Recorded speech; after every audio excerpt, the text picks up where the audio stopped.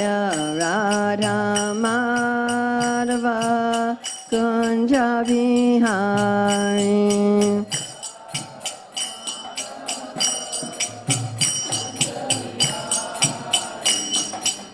Gopi Jana Vallabha Girivaradari.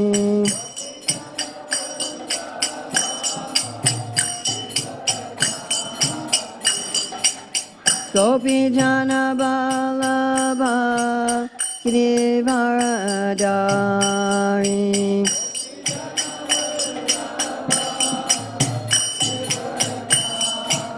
Yasodanandana Braja Janaranjana. Yasodanandana Braja Janaranjana. Yasoda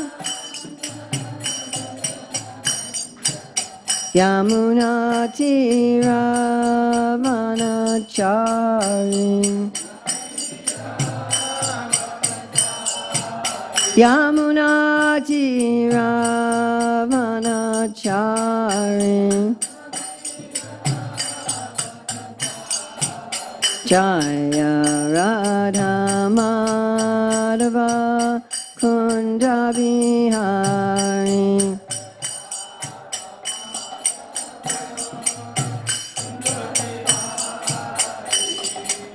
Gopi Jana Vallabha Girivaradari.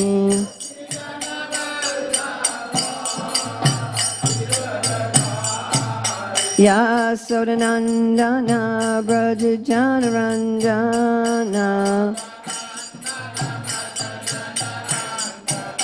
Yamuna Tiravanachari.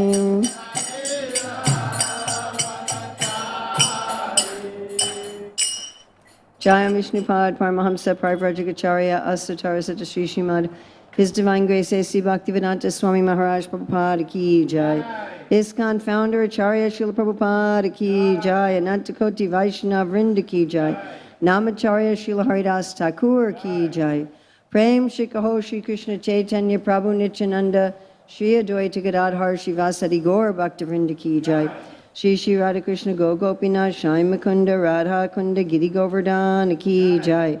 Vrindavan Dham Ki Jai, Mathura Dham Ki Jai, Navadvip Mayapur Dham Ki Jai, Jagannath Puri Dham Ki Jai, Gangamaya Jamuna Devi Ki Jai, Bhakti Devi Ki Jai, Tulsi Maharani Ki Jai, Samaveta Bhaktivinoda Ki Jai, Gaur Premanande.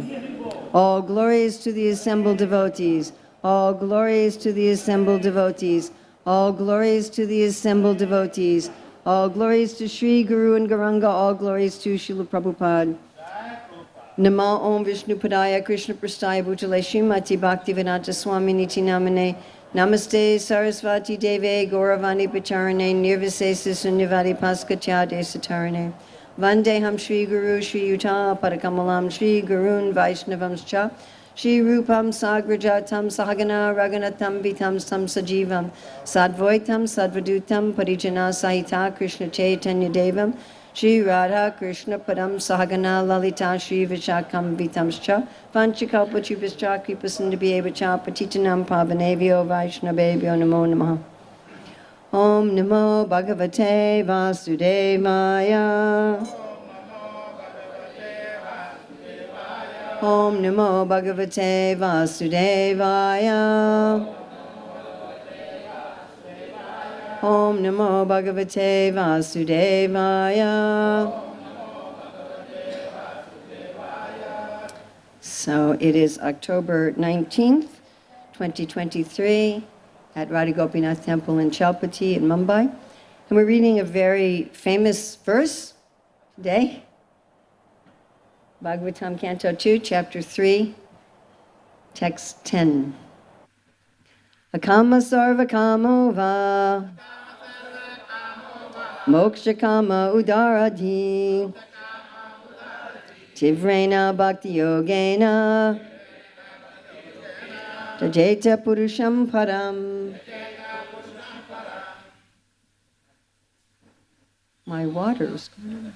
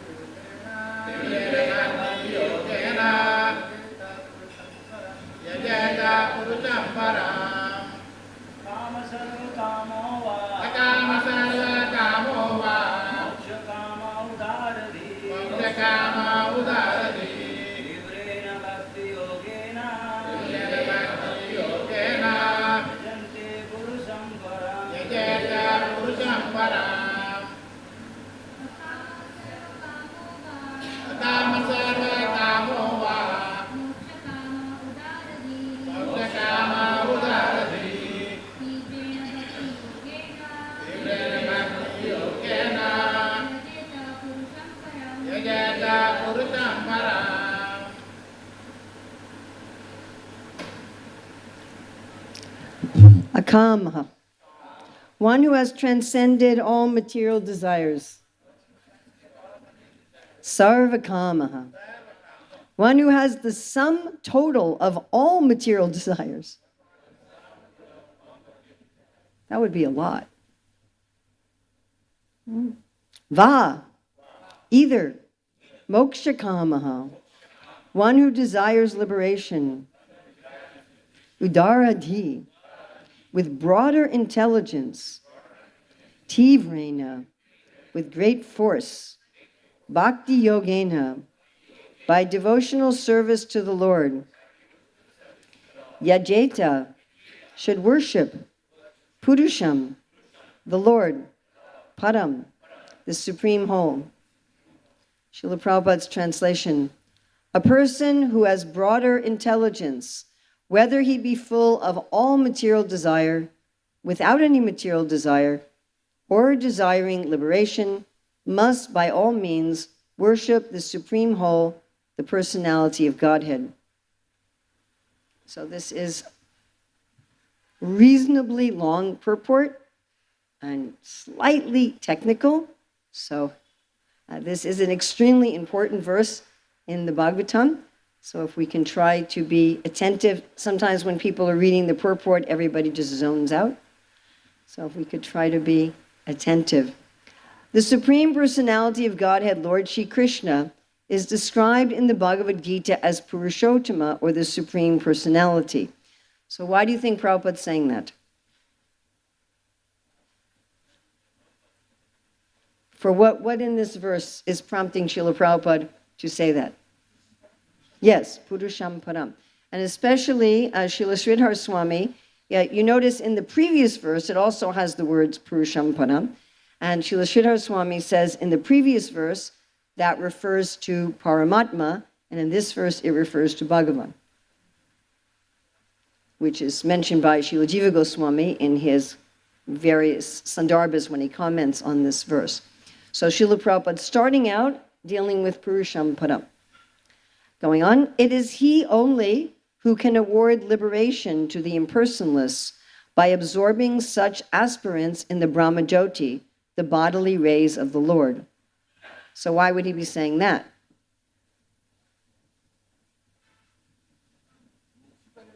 Yes, mokshakama. So why should those with mokshakama worship Purusham Param? Because he's the only one who can give them moksha. Going on, the Brahmajyoti is not separate from the Lord, as the glowing sun ray is not independent of the sun disk. Therefore, one who desires to merge into the supreme impersonal Brahmajyoti must also worship the Lord by bhakti yoga, as recommended here in the Srimad Bhagavatam. Now that sounds a little peculiar, doesn't it? If you're an impersonalist, you should still worship the person. Going on, bhakti yoga is especially stressed here as the means of all perfection. In the previous chapters, it has been stated that bhakti yoga is the ultimate goal of both karma yoga and Jnana yoga, And in the same way, in this chapter, it is emphatically declared that Bhakti Yoga is the ultimate goal of the different varieties of worship of different demigods. Bhakti Yoga, thus being the supreme means of self-realization, is recommended here. Everyone must therefore seriously take up the methods of Bhakti Yoga, even though one aspires for material enjoyment or liberation from material bondage. Are you translating there in the back? Okay. So I'd like to ask you a favor. If I am speaking too fast, or if there's something you don't understand, can you signal me and we'll sort it? Thank you. Okay. So Prabhupada just talked about the Mokshakama people, talked about Purushamparam and the Mokshakama people. Now, next paragraph, Akama. Akama is one who has no material desire. Of course, the literal meaning of Akama is one who has no desire. Right? So Akama is one who has no material desire. Now, Prabhupada is going to explain how no desire means no material desire. Is that something he talks about a lot? Is that something Srila Prabhupada talks about a lot? Why does he talk about that a lot? Why does Srila Prabhupada often explain that having no desires means having no material desires?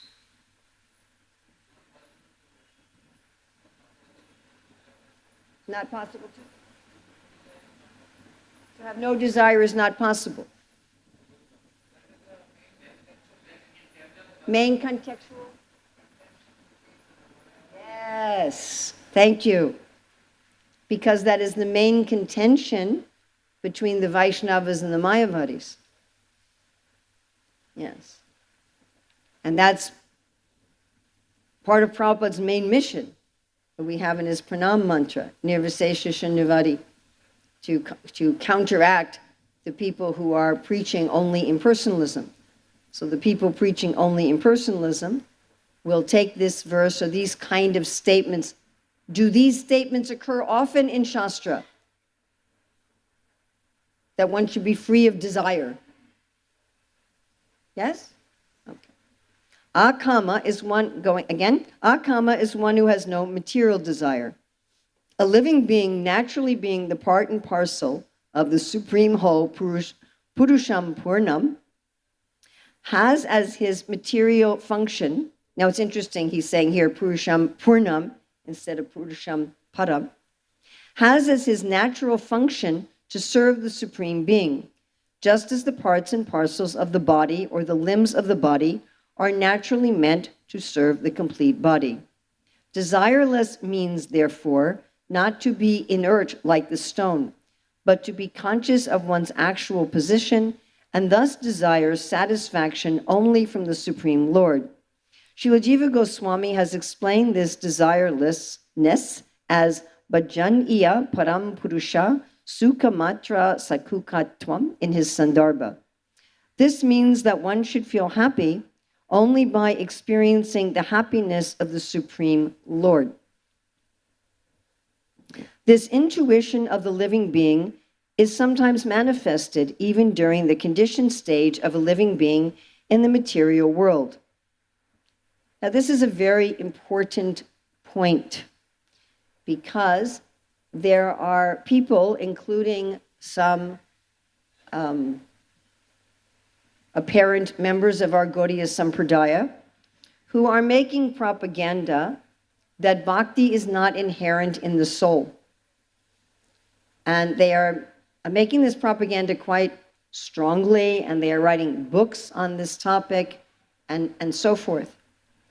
So this evidence that Srila Prabhupada is about to give is evidence for and indicative of the fact that the spiritual nature of the pure soul is indicated through matter. Like Prabhupada says in the preface to the Nectar of Devotion, that everyone has a propensity to love. I hope you've all read that. If you haven't, Please do yourself a favor and read the preface to the Nectar Devotion. It's not very long, and it's so blissful. And Prabhupada says even a tiger has a propensity to love. Yeah? So here he's saying everyone has this propensity to see the happiness of others as the same as their own happiness, to not make a differentiation between my happiness and others' happiness. So he's about to give some evidence that we can tell that this is part of the soul, because even in a conditioned state, it shows up. Everything that is part of the soul has to show up somewhere. It may be in some twisted way. Okay, so let's read this again. This intuition of the living being, well, let's go back one more. This means that one should feel happy only by experiencing the happiness of the Supreme Lord. This intuition, so the intuition to find one's happiness in the happiness of God, is sometimes manifested even during the conditioned stage of a living being in the material world, and such intuition is expressed in the manner of altruism, philanthropy, socialism, communism, etc., by the undeveloped minds of less intelligent persons. Now, is Prabhupada saying that if we had a perfect society, we would stop to care about other people? No. That would be a really awful society. But he's saying that if we had a perfect society and we cared about Krishna's happiness, we would still do philanthropy, but we would do it to please Krishna. Whereas unintelligent people are substituting material philanthropy for Krishna. Can you understand the distinction? Yes. Going on. In the mundane field, such an outlook of doing good to others in the form of society, community, family, country, or humanity is a partial manifestation of the same original feeling in which a pure living entity feels happiness by the happiness of the Supreme Lord. I find this sort of statement by Srila Prabhupada very helpful to us, how we can look at things in the world, even things that are materially conditioned, and we can see, oh, that's an indication of the reality. It's like you look at the shadow of something and you can understand something of the reality. Make sense? Yes? Going on, such superb feelings were exhibited by the damsels of Rajabhumi for the happiness of the Lord. Now, actually, Srila Rupa Goswami states in his Ujjwala Nilamani that only the gopis feel this 100%. That even the Dwarka queens, it's not 100%. But for the Vraja gopis, they have this, what he calls sa-artha, where Krishna's happiness and their happiness are completely one. Going on, the gopis love the Lord without any return, and this is the perfect exhibition of the akama spirit. Kama spirit, or the desire for one's own satisfaction, is fully exhibited in the material world, whereas the spirit of akama is fully exhibited in the spiritual world. Now Srila Prabhupada is going to go back to talking about mokshakama, and he's going to make an observation that is made by Srila Jiva Goswami, who writes about this verse in several of his sandarbhas. Going on, thoughts of becoming one with the Lord or being merged in the Brahmajyoti can also be exhibitions of the kama spirit if they are desires for one's own satisfaction to be free from material miseries. And Srila Jiva Goswami makes an interesting statement. He says that in one sense, mokshakama is more than sarvakama because the materialists want temporary material relief in a small way and temporary material happiness in a small way, whereas the mokshakamis want full material release in a big way. So you could say it's a bigger desire. And of course, Prabhupada talks about this sometimes. right? The biggest desire is I want to be God. Right? Okay. Going on. A pure devotee does not want liberation so that he may be relieved from the miseries of life. Whoa, that's hard, isn't it? I find this hard. Any of you find this hard? Is it hard? Isn't it hard to not care? Especially when you're really, really, really suffering? I mean, it's easy if there's a little suffering. Like it's a little hot. Or you're a little hungry. I don't care. But if you're in extreme pain, like a 12 out of 10, to just say, well, I don't care about relief. Is that easy? I personally find it quite difficult. So this is the standard of a pure devotee. Anyone here who thought they were a pure devotee? So, what I find is when we think that we're very advanced, Krishna puts us in situations and we go, oops, guess not. So Prabhupada says again, a pure devotee does not want liberation so that he may be relieved from the miseries of life.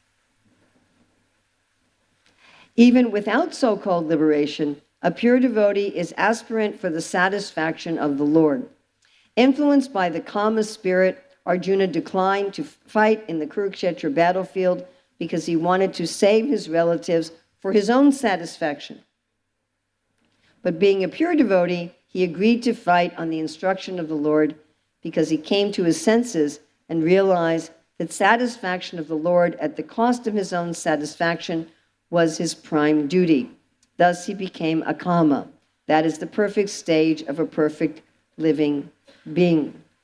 Now, of course, what happens, Prabhupada says here, right, at the cost of his own satisfaction. Does this mean that the devotee is miserable by pleasing Krishna? No. Actually, when we please Krishna, we become completely satisfied. So when Prabhupada is saying here at the cost of his satisfaction, it means the cost of his illusory satisfaction, at the cost of his satisfaction that isn't actually satisfaction. You follow? But I think sometimes we can read this and we think, oh, that means the more miserable I am in Krishna consciousness, the more advanced I am. Chant Hare Krishna and be miserable. Actually, Prabhupada said, if you're not joyful, you cannot make any advancement. So we should be very careful with a statement like this, that we don't misinterpret it to mean, okay, let me serve Krishna, and the more it hurts, the more pure I am. That's not correct. Okay. Giving up our material satisfaction means giving up the things that are actually causing us misery. Was Arjuna's attachment to the Kuru part of his dynasty causing him misery? How much misery did that cause him? A lot, right? Yeah. Okay. Going on, Udaradhi means one who has a broader outlook.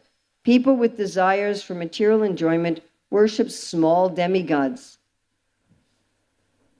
I'm scared to say that. I'm like, it's okay, guys. Prabhupada's not afraid of offending them, you know. And such intelligence is condemned in the Bhagavad Gita 7:20 as Ritta-jnana, the intelligence of one who has lost his senses. One cannot obtain any result from demigods without getting sanction from the Supreme Lord. Therefore, a person with a broader outlook can see that the ultimate authority is the Lord, even for material benefits.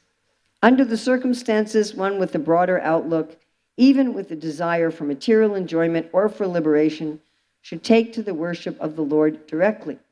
And everyone, whether in Akama or Sakama or Mokshakama, should worship the Lord with great expedience. This implies that bhakti yoga may be perfectly administered. Now this is interesting because here Prabhupada's defining what word here in the verse. There's a word he's picking up here, great expedience. Do Tivrena, yes. Now, he's going to expand on this a little, and I find this extremely significant in terms of the definition of pure bhakti. This should worship the Lord with great expedience. This implies that bhakti yoga may be perfectly administered without any mixture of karma and gyan. So this is how Prabhupada's defining Tivrena. As the unmixed sun ray is very forceful and is therefore called Tivra, similarly unmixed bhakti yoga of hearing, chanting, etc. may be performed by one and all, regardless of inner motive.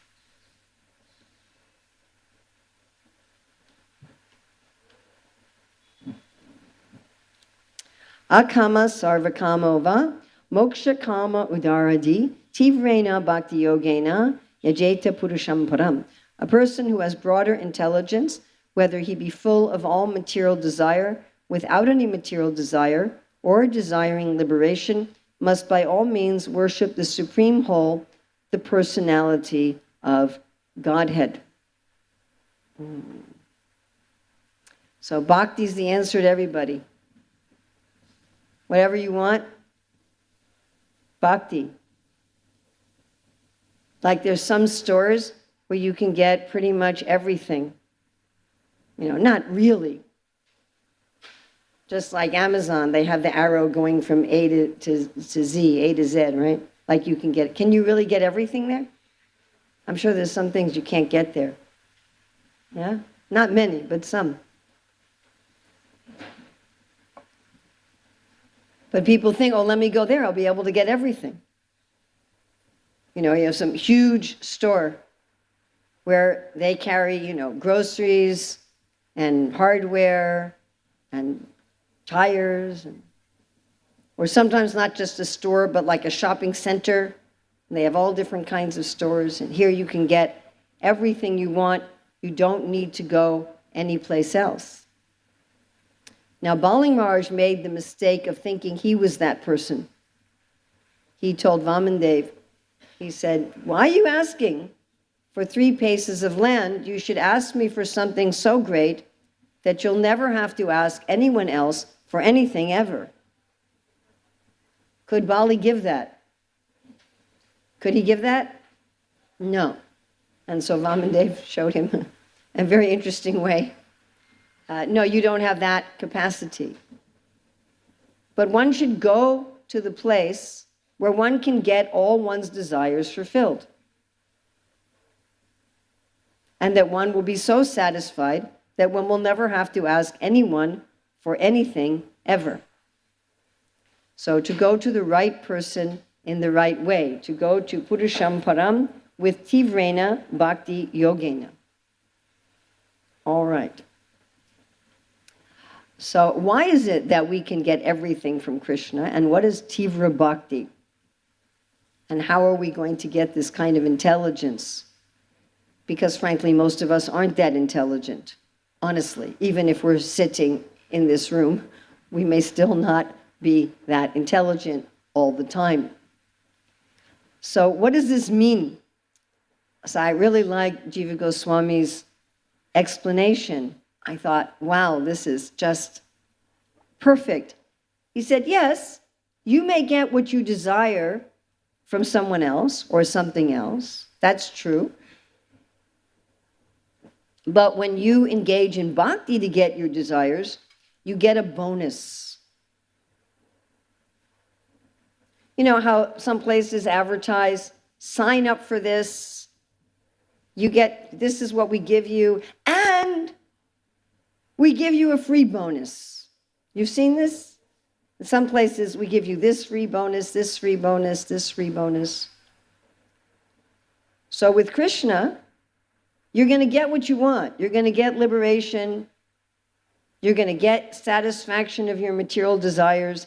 And you're going to get his lotus feet, which maybe you didn't even know that you wanted.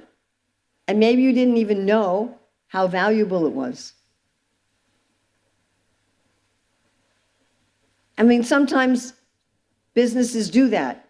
Like you order something and you get what you ordered, and then they send you something extra that you didn't order. And you find out, wow, this is a great thing. I didn't know. I didn't know that I wanted this. I didn't know that I needed this. Haven't we all sometimes gotten things that we didn't know how good they were? We didn't even know they existed, maybe. And someone says, here, I don't know if I want this. And you get it and you're like, wow, I didn't even know about this. I remember many, many years ago, my daughter showing something I could do on Microsoft Word, probably like, I don't know, 25 years ago. And I was like, wow, I didn't know I could do that. I didn't know that was a feature. All this time I was doing this and I could have done this. So Krishna surprises you. You know, you're just out selling mangoes and oranges, and you're just going door to door selling mangoes and oranges and bananas. And you just go to this house. One of the houses, you're going door to door, and in this house you see this charming child. And the charming child comes to you with a handful of grains that are falling out of his little hand as he's coming, and you're charmed by this little child. And you came there just to sell your goods. You didn't come there for anything else. And somehow you fall in love. And you turn and you get a basket full of jewels. Far more than you desired. The fruit wasn't worth that much money, you know. And our acharyas say that she didn't just get a basket of jewels, she got prema. So that's exactly what Krishna's like. Even you come to him for some nasty thing. Prabhupada tells the story of this thief who was walking by a Bhagavatam class outside, and he heard the speaker say about how Krishna's covered with jewels. And he got very interested, and he thought, oh, let me find this child. Very easy to steal the jewels from a little child. And he heard that Krishna is in Vrindavan. So he travels to Vrindavan thinking, I'm going to steal these jewels. Where's this Krishna? Where's this Krishna? And there's baby Krishna. Not baby, but little child Krishna, like, you know, maybe 3 years old. And, oh, what do you want? And the thief became mesmerized, like the fruit seller, and he just out and out said, I want your jewels. Not like the thieves with Lord Chaitanya who just, you know, offered him sweets and put him on their shoulder. But he just said, I want your jewels. And he says, oh, I can't do that. Mother Yasoda, my mother, she'll be very angry if I come home without my ornaments. And he fell in love. He didn't intend to fall in love. That wasn't his purpose. And of course, the most famous story is Dhruva.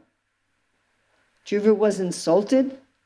All of us feel insulted sometimes and angry. He wanted revenge. He wanted to get revenge by having a kingdom. And he was so determined.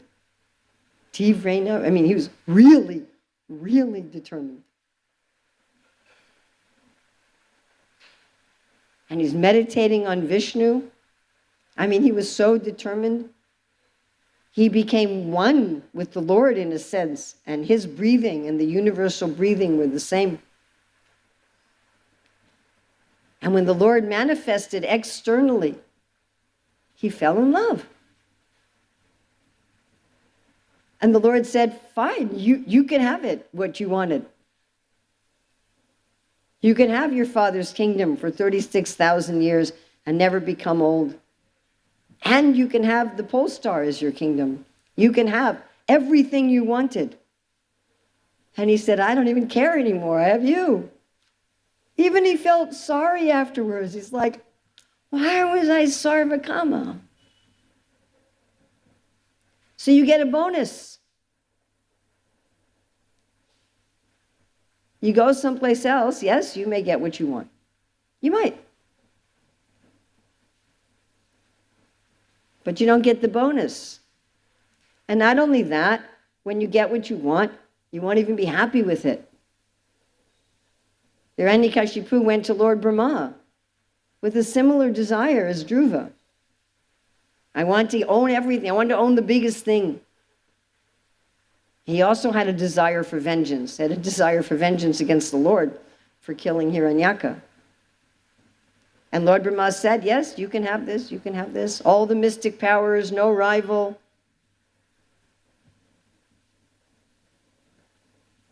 And then he got it. Was he happy? How do we know Hiranyakashipu wasn't happy? Two things it says in the Bhagavatam. One, he was always intoxicated. Happy people don't take intoxication. You're already happy. Why do you need to take an intoxicant? To pretend to be happy, to artificially manipulate your brain chemicals so that you can imagine you're happy when you're not. And he was always yelling at the demigods for no reason. Have you ever seen people like this? They yell at others for no reason? Yeah?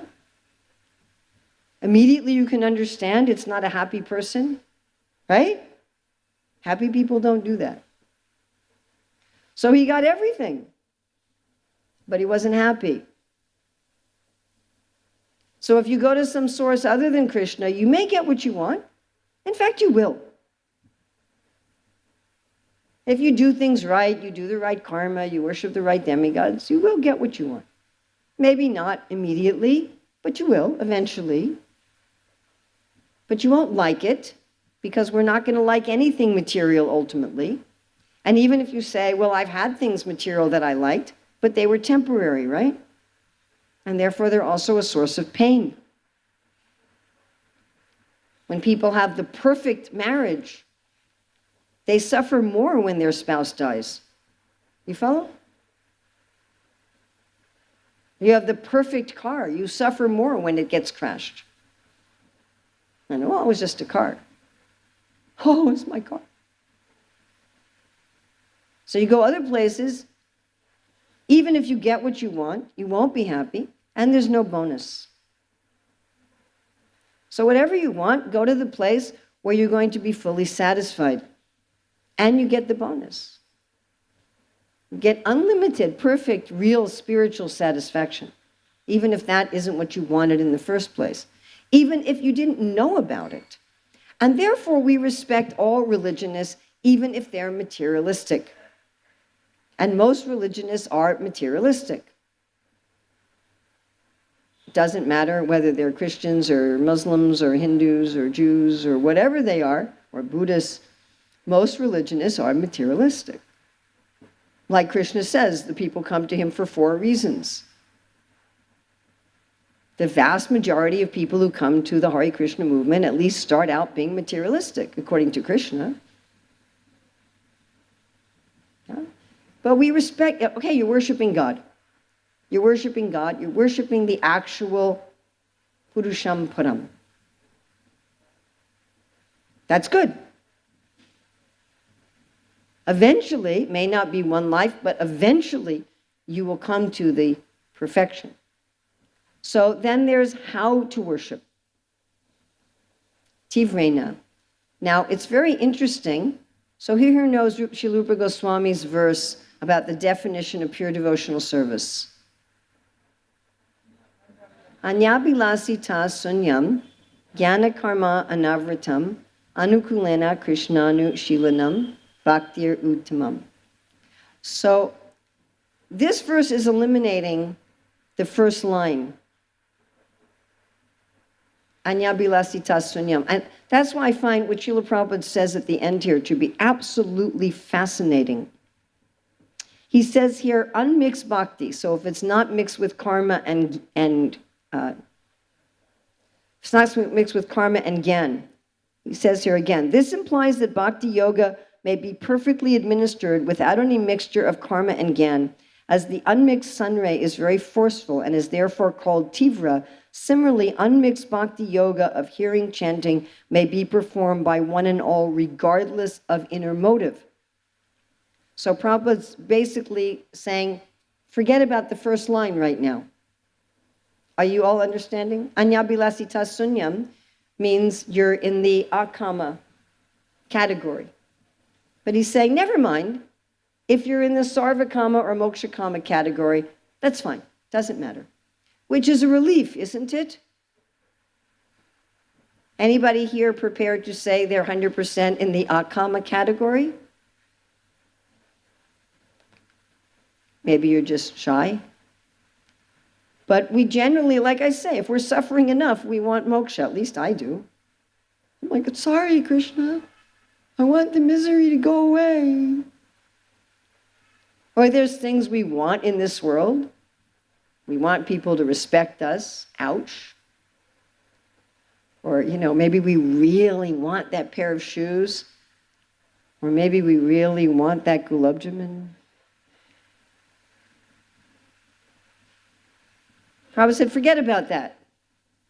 Anyabilasita sunyam. Just the jnana karma anavratam, anukulena krishna anushilanam. That's enough. So if we look at what is the primary definition is just anushilanam and anukulyena. According to Srila Vishwanath Chakravarti and Srila Jiva Goswami, who comment on this verse, in order for bhakti to be pure bhakti, it's got to have those two primary characteristics. Anushilanam means it has to be devotional service. It can't just be devotion. I love you. Do you ever do anything for me? No. Will you ever do anything for me? No. Is that worth anything? One of my devotee friends had always told me, Urmila, I'm always there to help you out if you need anything. So one time I called her, I said, I have a doctor's appointment in an hour and my car just broke down. Can you help me out? She says, it's my day off. I just want to sit at home. I'm like, okay, got that. Devotion means you do something. And do something, anushilanam. Shilanam can mean with the mind, the body, and the words. Do something for Krishna physically, do something for Krishna mentally, do something for Krishna verbally. Show our devotion practically. I guess it was like, how many years ago? 46 years ago, I guess. In Boston at the Sunday feast, this one woman came to the feast and she said, well, this is very nice, but I'm a disciple of Jesus. And I said, well, that's nice. I said, how could I tell that without your telling me? How can I look at your life? You don't say a word to me, and I would know you're a disciple of Jesus. She said, well, you couldn't. It's all in my heart. But that's not anushilanam. Anushraddha is something like that. I believe in God. What do you do about that? Nothing. Or people say, I'm Muslim, I'm Christian, I'm Hindu. What do you do? Nothing. Maybe they light a lamp on Diwali and have a feast with their friends. But it's about having a feast with their friends, you follow? Or you just have a Christmas tree and buy gifts or something, but you're not actually going to church. It doesn't mean anything. I overheard a conversation many years ago between two of my godbrothers, and one of them says, I never see you at Mangalartik. And the other one said, well, my heart's there. And the first one said, well, why don't you bring the rest of your body? So I have to do something for Krishna. And the other thing is anukulyena. The motive has to be to please Krishna. Now, this is where it gets tricky, because Anya Bilasita Sunyam means I want to please Krishna just to please Krishna. Because I have a sense of a oneness with Krishna, as Prabhupada's talking about in this purport, that pleasing Krishna is my pleasure. And again, we all experience something of that in this world. So I gave this example last night in the seminar in terms of charity, but it's well worth repeating that if in countries where Christmas is a big thing, if the stores said, aren't you tired of this gift-giving thing? You don't usually get the presents you want anyway. Why don't you take the money you would spend on gifts and spend it on yourself? And that way you can buy yourself whatever you want. Would that work? Would people save up all year for Christmas to go and buy themselves what they want? Would that work? Yes? No? No. It's the main income for the shops because people want to buy presents for others. Yes? We get more pleasure by pleasing others than by pleasing ourselves directly. And Prabhupada gives so many examples of this. Logically, it doesn't make sense on a materialistic logic, but it's indicative of the nature of the soul. And we all experience this sometimes. Someone you love is happy, and that's your happiness.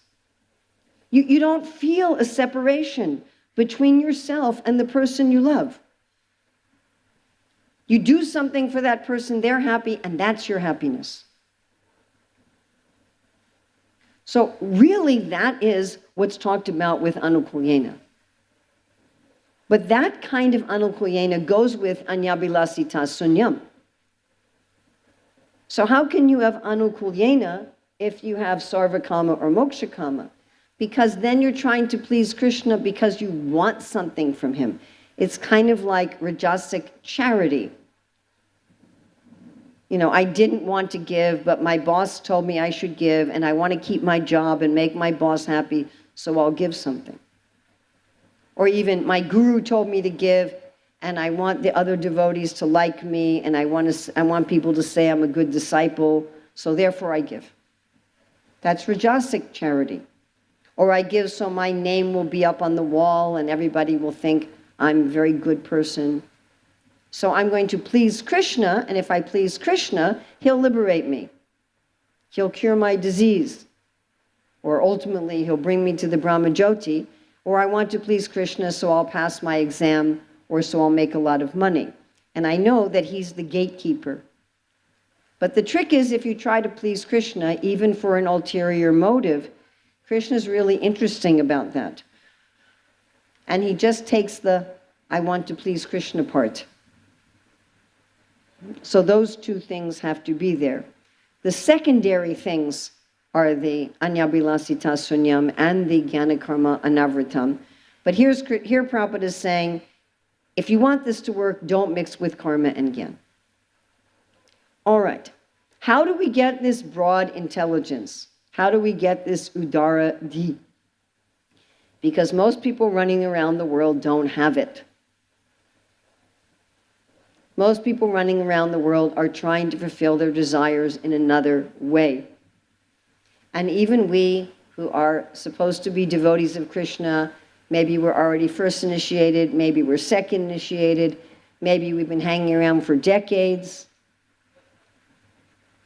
But still, we may think, I don't always have to go to Krishna for that. I can get that somehow separately from Krishna. Oh, I don't want to bother Krishna with that material desire. I'll just work on it separately. I'll go to Krishna and pretend, my dear Lord Krishna, I just want pure devotional service. And then for that other thing I want, I'll depend on my intelligence or my connections. I won't depend on Krishna. So how do we get this intelligence? Any thoughts? How do we get this udara di? By Sankirtan. Okay. How does that work? Oh, Sumedasa. Well, then you have to have Sumedasa to do Sankirtan in the first place. Will Sankirtan also give you Sumedasa? Because that sloka was, if you have Sumedasa, you will do Sankirtan. But does doing Sankirtan also give you this intelligence? Yes. How does that work? Huh? It's reciprocal. All right, do we have some nice verses about this in the Bhagavad Gita? Dami Buddhi Yogam Tam Yena Mamu Payanti Che. The 4 main verses in the 10th chapter. Right? Where Krishna starts out saying he is everything. What is that verse? 10:8? Aham sarvasya prabhavo matta sarvam prabhartate iti matva bhajante mam buddhabhava samanvita. Then majtita magata pranam bodhayantas prasparam katayantas chamam nityam tusyanti cha ramanti cha. So there you have a little clue. Tusyanti cha ramanti cha. So you start to talk about Krishna, you start to chant about Krishna, you start to do things about Krishna, and you start feeling satisfied and happy. And then what's the next verse? 10:10? Tesham satita yuktanam bhajatam vritti purvakam didami buddhi yogam tam yena mamu payanti te. This buddhi yoga, is that very similar to this vidaradi? Yeah? Krishna starts giving you intelligence. And what's the next one? Tesham eva anukam partam aham agyana jamtamaha nasayam yatma bhavosto gyana dipena bhashvata. So somehow or other get some connection with the Lord. And then you start getting satisfied, start getting happy, and you start getting the realization, oh, this is the only place I need to go. I don't need to look outside of Krishna. And one way of defining one of the 6 items of surrender is realizing that one is not independent in fulfilling one's desires. Now, this verse is letting us know something that's extremely important to our advancement in Krishna consciousness. The chances are that everyone here, or most of you, maybe some of you are prema bhaktas in disguise, as Maharaj Rahugana says, you never know. But any of us here who have material desires or desires for liberation, which I would assume is the majority of us, according to Manushinam Sahasresu, where should we go to for those? We should go to Krishna, and we should be honest. Does Krishna already know? Does he already know? Yes. Just like you walk in Loy Bazaar, and the merchants all say, Hare Krishna, Hare Krishna. What are they really saying? Please come here and spend your money. Are we intelligent enough to know that? And they have a picture of Prabhupada in their shop. Why? They know. Then we ISKCON devotees will say, oh, they like Prabhupada. I'll shop there. So we're just little jivas, and we know that the shopkeepers are chanting Hare Krishna, but they're really saying, give me your money. We know that. So Krishna's at least as smart as we are. You understand? If we can understand that, he can understand that. There's no use pretending. Maybe we want to pretend to the other jivas because we haven't come to the Trinada P platform. That's something else. Maybe we want to try to convince all the other members of the Hare Krishna movement that we're actually akama. Okay, whatever. But we can't convince Krishna. He already knows. He's like, hey, come on. Sarvasya chaham hridisani visto. Like, I know you better than you know yourself. You're not going to hide this from me. So better to be honest. When we're honest, the only person we're really being honest with is ourselves. Because Krishna already knows. The only person we're fooling is ourselves. I'm so advanced. I have no desires. So it's very helpful to ask Krishna, Krishna, would you show me what Sarva Kama and Moksha Kama I have, would you please reveal to me the truth about myself? Let me see myself honestly. This is the essence of Anartha Nivritti. Of course, we don't want to see ourselves honestly because we know we won't like what we see. But then we can't progress. And then Krishna will show us, you're attached to this, you're attached to this, you're attached to this, you're attached to this. And we can say, my Lord, can you show me the real nature of these desires? By the way, all this can happen very quietly in the privacy of your room. It's not that you have to have some heavy-duty thing happen to you in your life, okay? These kind of prayers doesn't mean you get in a car accident or all your money gets taken away.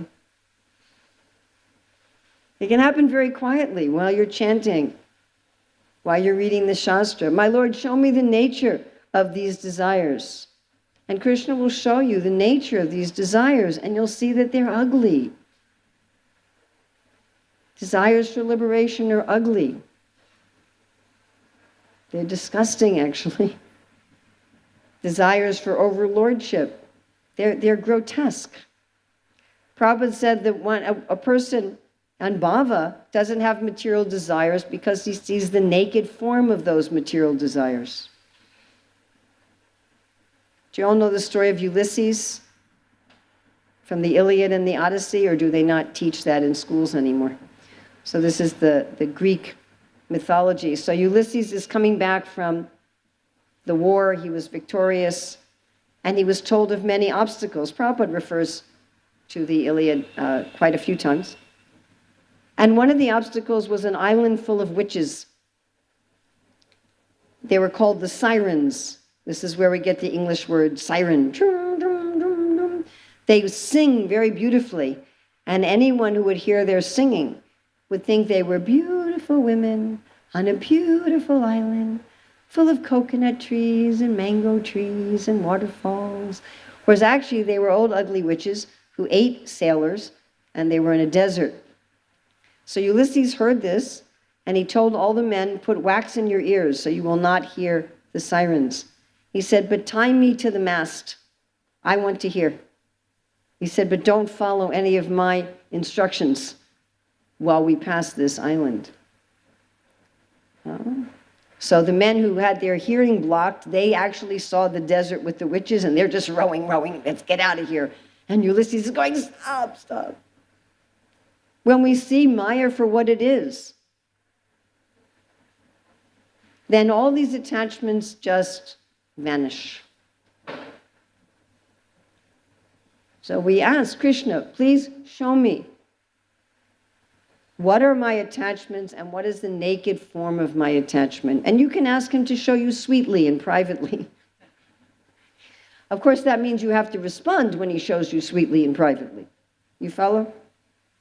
Like when Krishna wants the cows to go, he calls them by name. If they still don't come, what does he do? He plays his flute, then he has his horn, and then he has his stick. So don't let him bring out his stick. You can ask, please show me, sweetly, quietly, privately, what are my attachments and what is the naked form of my attachments? And I promise you, when you show me that, I will give them up. I will let go of them. Take our attachment, that's the best way to take our attachments to Krishna. Now, if you're not willing to do the best way, the second best way is, my dear Lord, I am shamelessly asking you, I want a handsome man to marry, I want a beautiful girl to marry, I want a red car, I want everyone to praise me, Jai Prabhu, and throw flower petals at my feet, and I want that gulab jamun.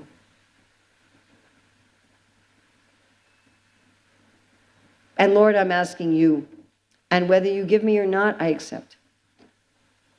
That's second best way. Does that make sense? I accept. If you don't give me, I will not go elsewhere.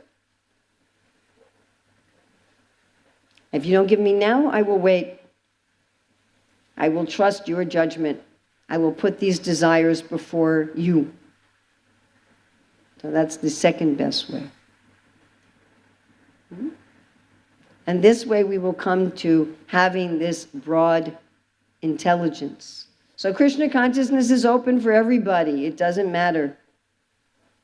We don't have a guard at the door. Are you pure? But Krishna consciousness itself will bring us to this purity because it gives us this amazing bonus that we didn't even know existed, and we didn't even know we wanted, and we didn't even know we needed. And that once we get that, we decide, I didn't need all this broken pieces of glass. So I was told I could go a little over time, and so I took advantage. If you have to leave early, I'm supposed to tell you there's a table downstairs of my books, of some of my books, if you're interested. Anybody have any questions, comments, additions, subtractions, chastisements?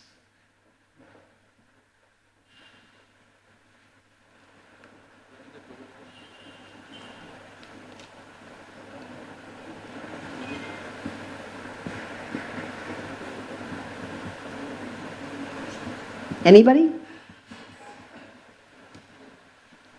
Everybody's just hungry?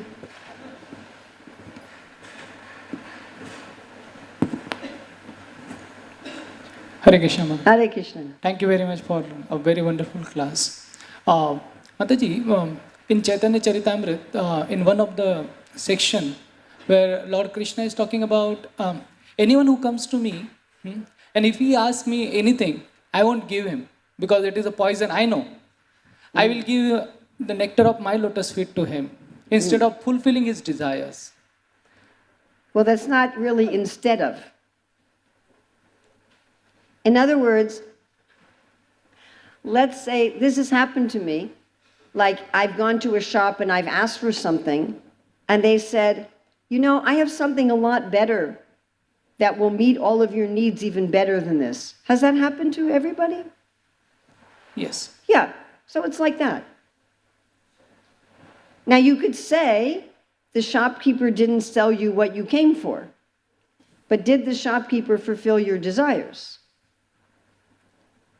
Did the shopkeeper fulfill your desires if they gave you something better for the same purpose? Yes? No? Yes. Yes. So like that. Sometimes living entity is attached to certain desires, just like in case of Dhruva Maharaj. Before he began his penances and the services, he wanted desperately that kingdom. Correct. So similarly, when sometimes living entity like us, we are attached to certain desires which we want. Okay, Krishna, you might have better. In that form, you're saying. Yeah. So the shopkeeper may say, this does what you want much better, and it's even cheaper. And you go, no, I want the thing I came for. So in most cases, then Krishna will say, yes, go ahead. Like he did to Dhruva. But he has the other offer. My dear Lord, I've come to you for this. And he says, I have something that will give you all the benefits you desire from that thing. You understand? Just like suppose you want money. Everybody wants some money. Even brahmacharis want some money. Why do we want money? Money gives us freedom, gives us security. That's what they call investments, securities, right? Gives us status, gives us access to pleasure. But suppose you had all of that without having to have money. Would you care about money? No.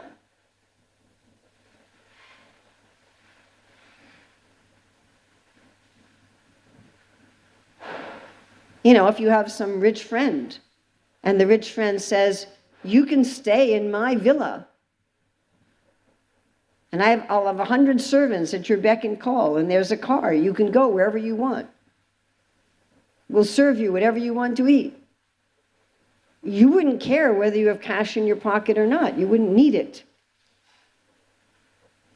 And if you say to him, I'd rather have money, I'd say, okay, fine. So what Krishna tries to do is when people go to him with some specific desire, he says, I have a much better way of meeting your needs.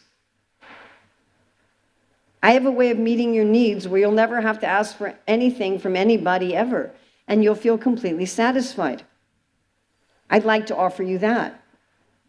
And if you're smart, you'll say, yeah, that sounds like a much, and he says, and it's cheaper too.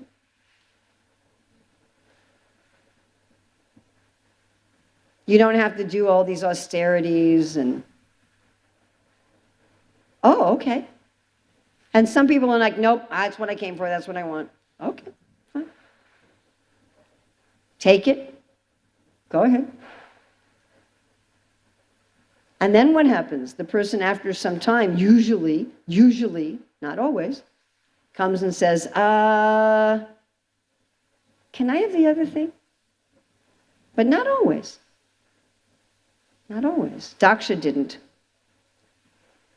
Daksha came to the Lord, I want this. And Daksha was experiencing bhava, and the Lord's like, okay, you could have that. And he didn't come to a higher platform. That's there also.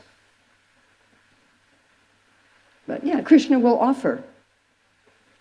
He'll give an invitation. If you come to the Lord, no matter what, he will pretty much always offer the higher invitation. But there's still free will on our part. He's not going to shove it down your throat, you know? But he's going to offer an invitation. And so it may appear that the devotee who went to the Lord for something in particular didn't get what they wanted. It may look like that externally. Sudama thought, I didn't get what I wanted. I didn't get anything. And it's okay, I don't care. I guess I didn't deserve it. So it may look like that. Now, if a devotee doesn't see that Krishna is offering something better, they may become bitter. If they kind of go in between, you know, they're not really taking the higher thing that will satisfy them. They're just seeing Krishna says, keep saying, take this, take this, take this. I want that. Take this, take this, take this. But you're not giving me, take this, take this. So sometimes that happens too. All right, I think we should end now. Once again, there is a table downstairs with some of my books. We have 2 new books there. One on how to see Krishna in everything, in your breath, in the heat of the room, in the sunlight, in the ocean. And the other is how to find out what is your nature, how to have the perfect livelihood according to your nature, how one can use one's nature in Krishna's service, and how to have a perfect society. So Srila Prabhupada ki jai.